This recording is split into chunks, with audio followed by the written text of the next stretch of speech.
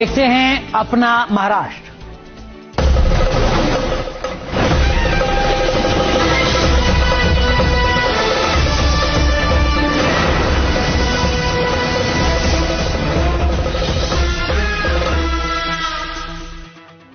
नमस्कार, अपना महाराष्ट्र में आप सभी का स्वागत है। मैं हूं आपके साथ अमृता गर्ग। महाराष्ट्र सरकार ने डेटा सेंटर और सौर ऊर्जा के क्षेत्र में राज्य को और मजबूत करने के लिए 10 सूत्रीय समझौतों के ज्ञापनों पर हस्ताक्षर किए हैं। इन समझौतों से राज्य में चल रही हाइपरलूप परियोजना में तेजी आने की उम्मीद है। अलग अलग निवेशों के लिए 8 महत्वपूर्ण समझौता ज्ञापनों और 2 रणनीतिक समझौतों पर हस्ताक्षर किए गए हैं, जिससे राज्य में 42,000 करोड़ रुपए का निवेश आएगा और 28,000 से ज्यादा रोजगार के दरवाजे आम लोगों के लिए खुलेंगे। सीएम देवेंद्र फडणवीस की मौजूदगी में मंत्रालय में इन एमओयूज पर हस्ताक्षर किए गए। महाराष्ट्र डेटा सेंटर कैपिटल और सौर ऊर्जा एकीकरण कैपिटल के रूप में भी उभर रहा है। इस क्षेत्र में कई कंपनियां आ रही हैं और विनिर्माण क्षेत्र में एक बड़ी क्रांति भी आने वाली है। अलग अलग कंपनियों को महाराष्ट्र सरकार ने सोलर पैनल और डेटा सेंटर का काम देने के साथ ही महाराष्ट्र के युवाओं के लिए रोजगार के नए अवसर खोल दिए हैं, जिसका उन्हें सीधा लाभ पहुंचेगा।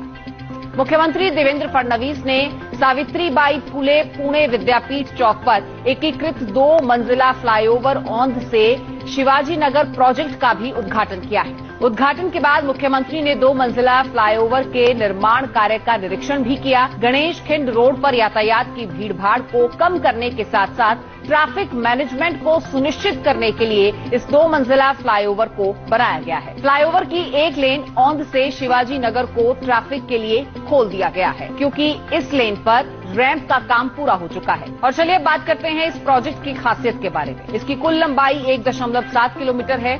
औंध से शिवाजी नगर 1.5 किलोमीटर लंबा 3 लेन सड़क होगा और इस परियोजना पर जो लागत है वो 277 करोड़ रुपए है। महाराष्ट्र के उप मुख्यमंत्री एकनाथ शिंदे ने एक ऐसा फैसला लिया है जिससे इस साल गणेशोत्सव के लिए कोंकण जाने वाले गणेश भक्तों को भी बड़ी राहत मिलने जा रही है। 23 अगस्त से 8 सितंबर 2025 तक गणेशोत्सव के लिए कोंकण जाने वाले वाहनों को हाईवे के साथ ही लोक निर्माण विभाग और महाराष्ट्र राज्य सड़क विकास निगम के अधिकार क्षेत्र में आने वाली सड़कों पर मौजूद टोल बूथों पर टोल नहीं देना होगा। इसके लिए गणेशोत्सव 2025 कोंकण दर्शन नामक एक विशेष टोल माफी पास जारी किया जाएगा और उस पर गाड़ी का नंबर और गाड़ी के मालिक के नाम की जानकारी दर्ज की जाएगी। तो वहीं दूसरी ओर मुख्यमंत्री देवेंद्र फडणवीस राष्ट्रीय और राज्य महिला आयोग के संयुक्त कार्यक्रम शक्ति संवाद में शामिल हुए। 2 दिनों तक चलने वाले संवाद कार्यक्रम का मकसद विकसित महाराष्ट्र 2047 के लक्ष्य को हासिल करने के लिए देश और राज्य में चल रहे विकास कार्यों में महिलाओं की भागीदारी को बढ़ाना था। इस संवाद के जरिए महिला सुरक्षा और सशक्तिकरण को लेकर विचार विमर्श और मंथन किया गया। मुख्यमंत्री लाडकी बहन योजना के माध्यम से 2.5 करोड़ महिलाओं को 1,500 रुपए प्रति माह दिए जा रहे हैं। इसके माध्यम से लघु उद्योग और ऋण समितियां बनाई जा रही हैं। इस मौके पर मुख्यमंत्री देवेंद्र फडणवीस ने कहा कि प्रधानमंत्री नरेंद्र मोदी के विकसित भारत 2047 के स्वप्न को साकार करने के लिए सामाजिक और आर्थिक प्रगति में महिलाओं की भागीदारी आवश्यक है। महिलाओं के प्रति सम्मान ये बचपन से हमको सिखाना पड़ेगा और ये अगर सिखाना है तो केवल किताबों में सिखाकर नहीं चलेगा। और अगर हमारा व्यवहार अपने घर में भेदभावपूर्ण है तो उसी व्यवहार को लेकर जब वो बच्चा खड़ा होता है, बड़ा होता है, तो उसके मन में कोई सम्मान नहीं होता।